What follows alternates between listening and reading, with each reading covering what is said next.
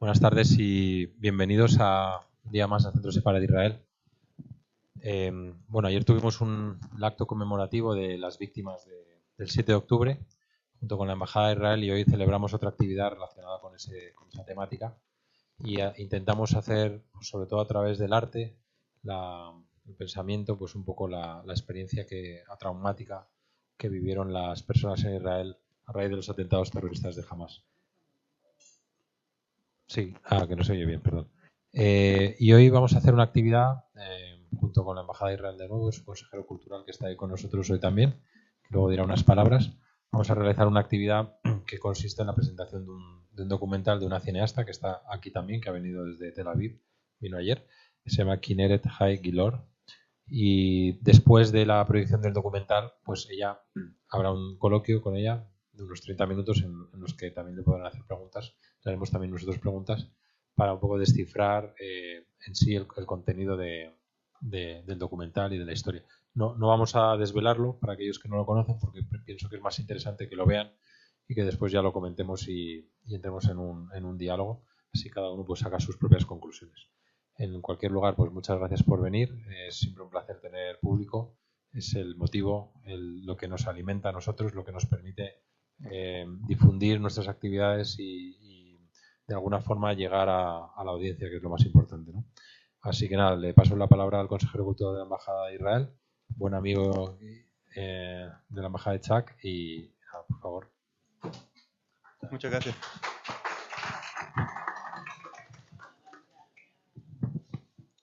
Bueno, cada israelí, cada judío en el mundo se ha visto afectado por la masacre del 7 de octubre y cada uno de nosotros tiene una manera diferente de afrontar este momento tan difícil. Todos los que han perdido la vida este día y los que todavía son rehenes están en nuestros corazones. No hay misión más importante que traer a casa los 101 rehenes. Creo que el arte y la cultura son una parte importante del proceso por el que todos hemos pasado este año y por eso me alegra que esta noche tengamos con nosotros a la galardonada directora de cine israelí, Kineret Hay-Gillor. Su última película, Tattoed4Life, que vamos a ver, es un documental que nos permite vislumbrar lo que ocurrió en el Nova Dance Festival y cómo los sobrevivientes este día intentan reconstruir sus vidas. Kineret, tenemos mucha suerte tenerte aquí con nosotros esta semana. Tu película permitirá al público aquí en España entender mejor a Israel, comprender lo que pasamos y buscar un camino a seguir. Quiero aprovechar esta oportunidad para agradecer a nuestros amigos en Casa Sefarad para acoger la proyección esta noche, agradecer a El Al, que también patroniza este evento, y finalmente gracias a todos vosotros por estar aquí esta noche con nosotros. Gracias.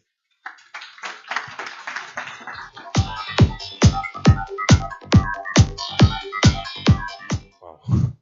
It's very, very beautiful and terrible at the same time.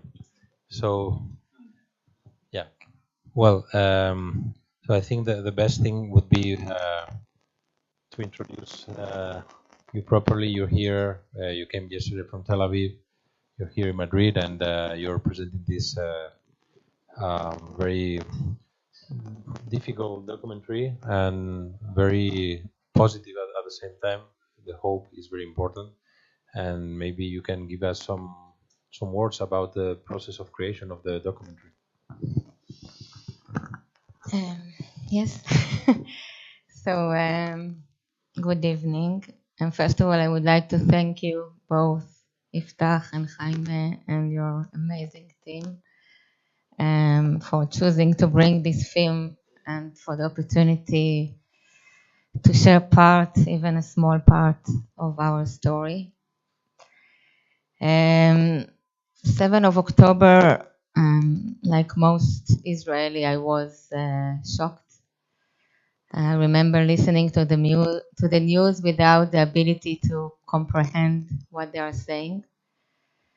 I think we all witnessed the destruction of our home, and I'm not speaking just the physical destruction of burned houses and broken families. I'm speaking about the internal destruction of the sense of a home, this basic sense of security was undermined for almost every Israeli and a lot of Jews around the world. And I just knew I had to do something in order not to fall apart. And this is my way of doing something. So at the beginning, I was just trying to help. Like, I remember going to buy some underpants and socks for the soldiers and trying to make a cake, but I'm a terrible baker. So, and then I added some testimonies and footage, Telegram footage, in order to spread it in the world. But it was a big mess because they send us all the filmmakers footage without filtering anything, and still I have horrific images in my head that I can't forget. And luckily, a French production company called me. They didn't have people of their production company in Israel, and they asked me to go and find a Nova survivor to make an interview with one of the Nova survivors.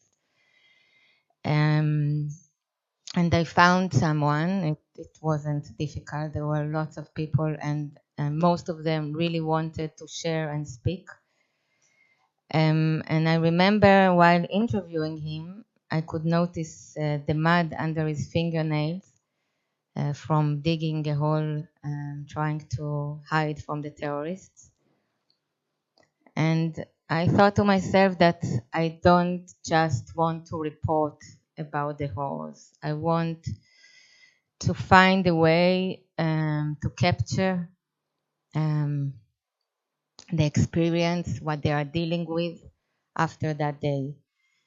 So next day I found this post of Liraz on a Facebook page of the Nova Survivors Facebook page. She offered people to come and make this tattoo she designed. And I thought that could be the right place for them to open up, like a bit like a therapist session, a comfortable location that will be intimate and right for them. I didn't want to impose myself on them. So I called Liraz. She didn't want to share a story. I think she couldn't accept that is her new reality. But this is exactly what I wanted to tell, like the unbearable consequences, the profound impact of October 7th. So I asked her to meet me. We met at kind of a rehabilitation center that the Nova production team established for the Nova survivors. And there she told me her story. She told me about Oz. She didn't want, she told me that there is one soldier, he's looking for me. I don't know why. He thinks that I saved him. And that's what she told me. She told me I did, when I asked her why, what did she do? She told me, no, I just helped him because I saw him bleeding. So I did what I had to do, and that's it. I don't know why you want to meet me.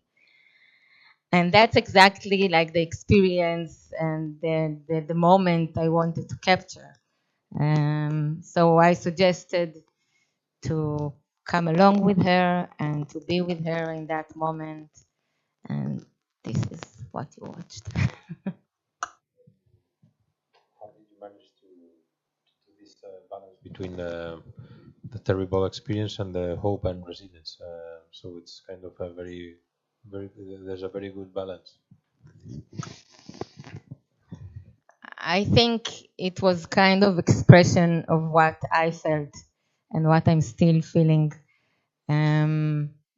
This October 7th was a terrible, it still is, but a terrible experience, very difficult, like deep, deep, deep sorrow, awful pain inside of me for a long, long time. But on the same time, there are beautiful people in Israel, like really a lot of people just try to help in any way they could. And it was important for me to bring this experience into the front of the film. And when we filmed this meeting, so it was obvious for me that this is the moment we have to end the film with this tiny smile of Liraz and a spark of hope, because this is the essence of our experience, like looking forward, hold hope and faith in ourselves and also in the resilience of our community. We always hear that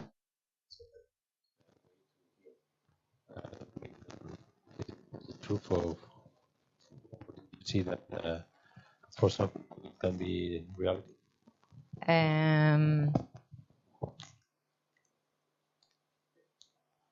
Yes, actually, for example, after this meeting of Oz and Liraz, so Oz got stronger and he was released from hospital.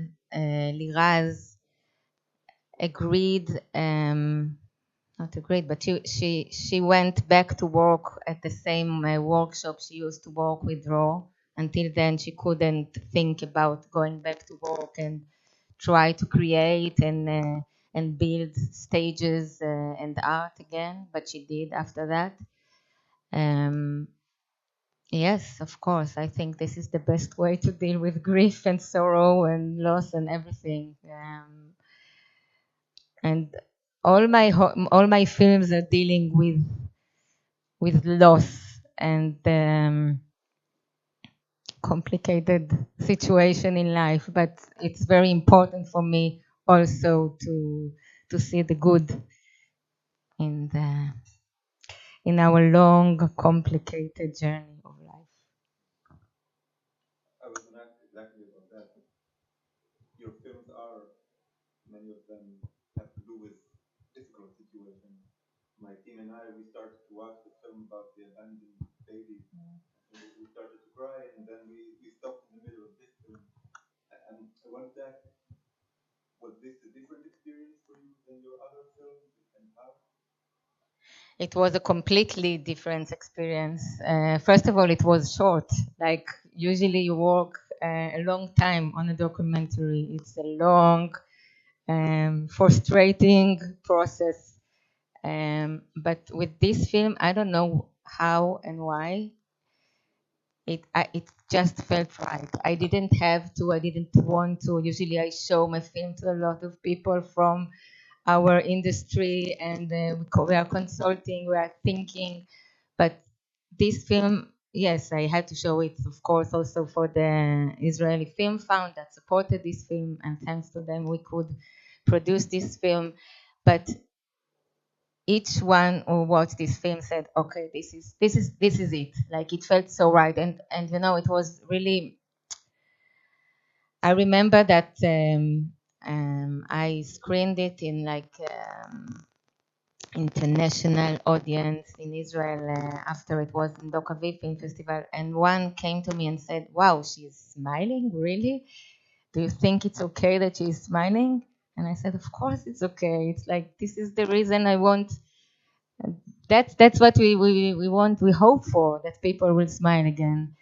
And also, by the way, I don't know if you're familiar with We Will Dance Again, like the documentary film. So they also got like a really serious critical comments about the name of the film, like how come you are going to dance again? It's not the right name for the film. There was a lot of argument about, because for us filmmakers and everyone, I think it's really important to see the light at the end, because we are still during a bloody war, and we really want to hope for a better, happier future. Maybe we take some questions from the audience.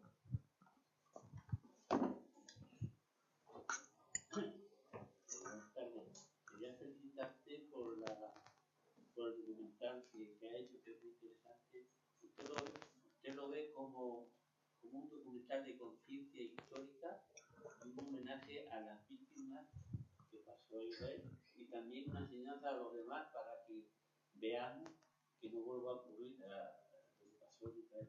Y también gracias a la embajada de Israel por estar aquí, y a la Centro Sefara por apoyar esta iniciativa muy interesante. ¿Hay una pregunta o no? ¿Hay un download de la serie de מאפשר קהל מכר בישראל?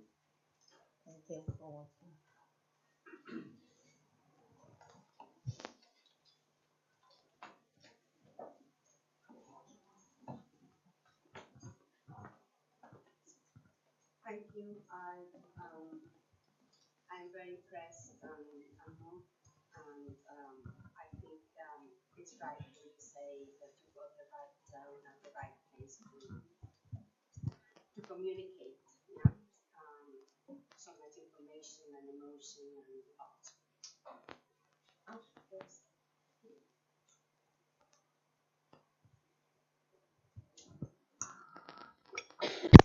I actually thought that it's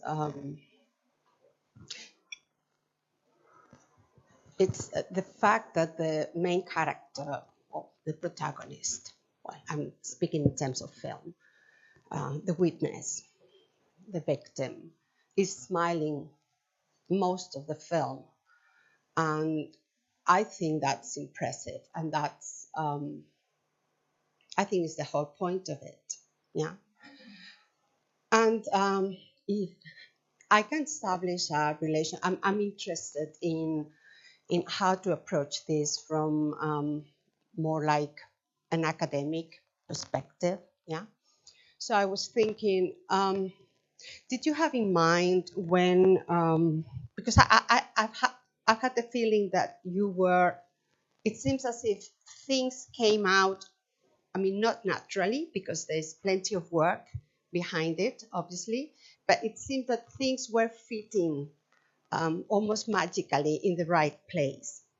That's what I felt after your comments. But did you have in mind when you were looking for, you know, the right voice and the right way to tell this story? I'm thinking of Shoah by Lanzmann, and that moment when Abraham Bomba is narrating, he's in the barber shop, and he's narrating his memories, his experience in the camps, in the death camps, and he breaks inside, and he starts almost crying, and he cannot, and it's like we are witnessing trauma. Did you have, or do you think that that work, that according to Lanzmann documentary, was in your mind or has somehow informed your way of dealing with this or not, or is that my perception? I wonder if other people have found this parallelism. And that's all. Thank you very much. So I just want to make sure that I understood your question. If I thought about dealing with trauma during making this film, like the scene with Lanzmann?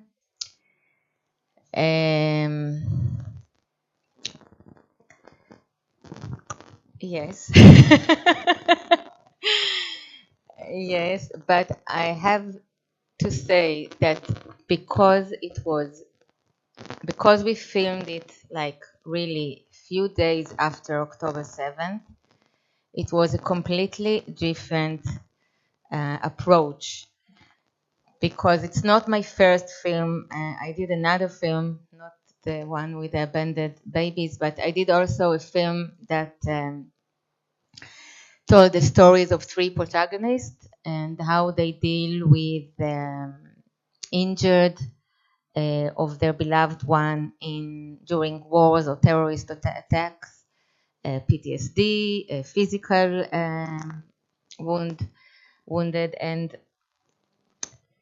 it was really different, because here I remember, it was I want to be a director, and I am a documentary director. So, for example, when she told me about Oz, the soldier, so my documentary director inside of me say to myself, wow, I have to picture this film. I have to be there in this situation. But I saw her broke and afraid of going to meet Oz. And, I wasn't sure if I should push her a little bit or to stay back and see whatever she chooses to do. I didn't want to do anything to impose myself or to make her do something that she doesn't really want. So the trauma was, it was there. It was really fresh and fragile. So it was a different kind of work. Of course, we planned and of everything, and of course, we did research, and I knew who are the people who are going to be in this tattoo session. But I also tried to be, to be and not to be there. Like, there is a term in documentary filmmaking, it's called fly on the wall. You are just like a fly on the wall. You want the situation and the people to act normally as they want to, but sometimes you have the thing that you want to say, or you have this belief. And for example, here, I just knew deep inside of me that if she's going to meet Oz, so I think it would be better for both of them to concentrate in life and not in loss. So I did little bit, I tried to, and I said, we will be there with you, don't worry. And, so it was kind of a dance between reality and documentary making.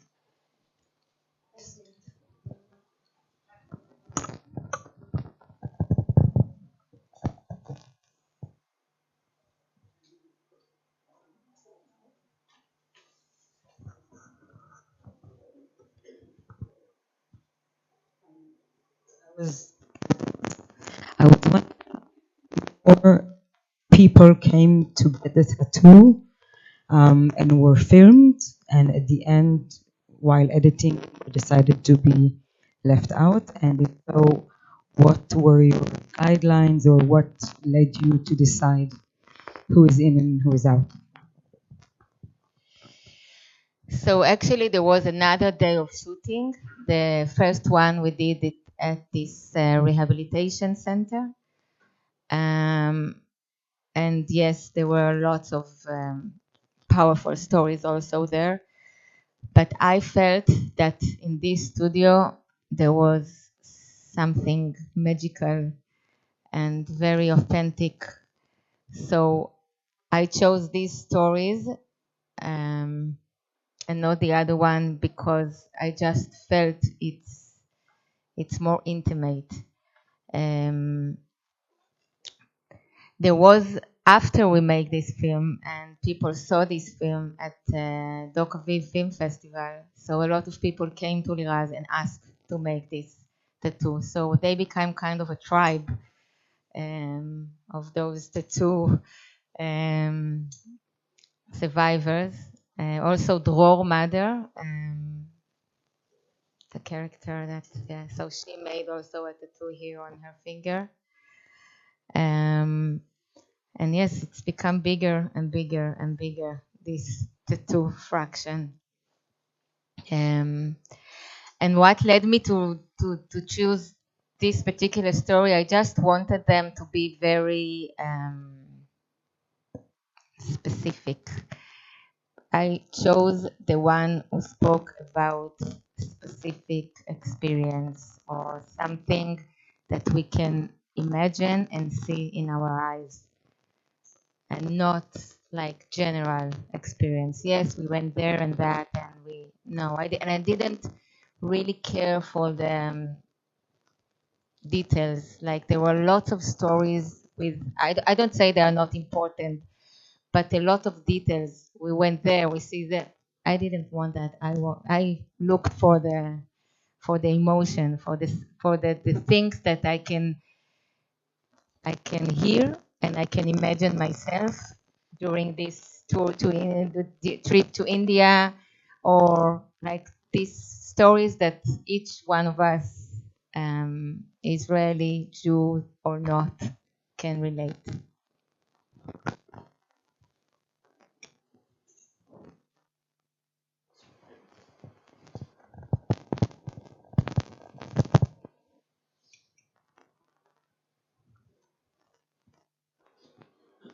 Can you hear me? Yeah.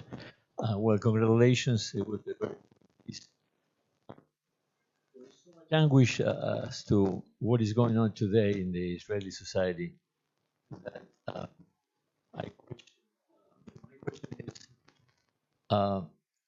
after a year of a continuation of the pain and the suffering, how a new movie will tell the story today?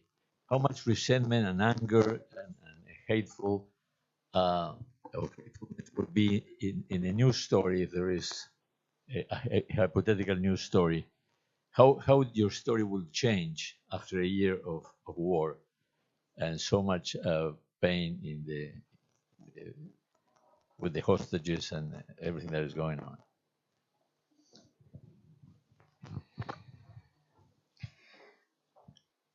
Actually, when we filmed that, I didn't believe that there will still be hostages held in captivity.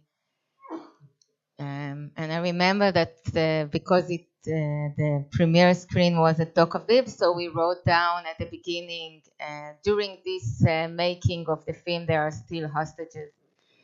And I told my editor, okay, let's put it now, but obviously in 1 month or 2, we are going to take it off and we'll say thank you for coming back. And yes, it's still going on.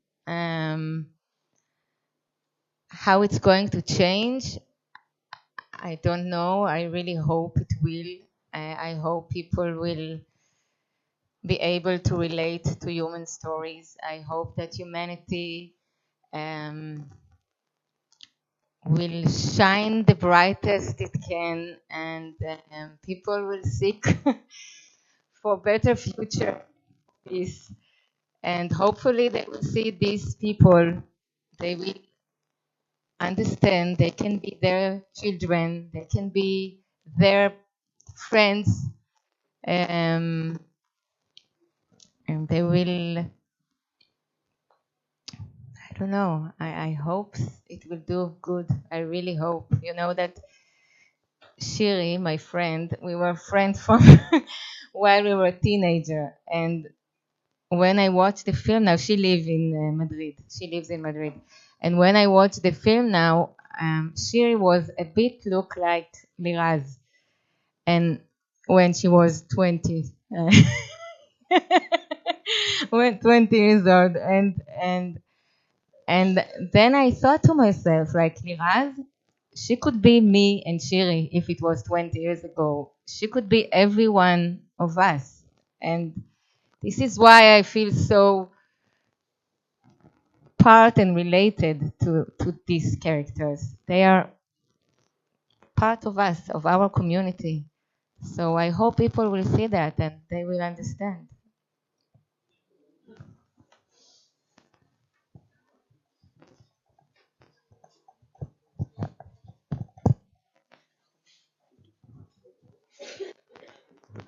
Thank you. It was really touching, wonderful, at least for me, I think for everybody who's here.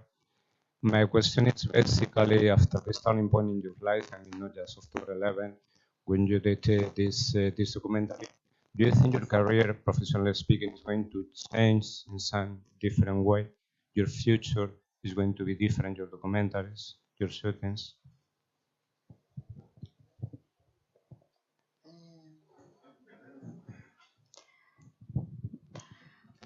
I think every Israeli or one who related to this story, his life is going to change.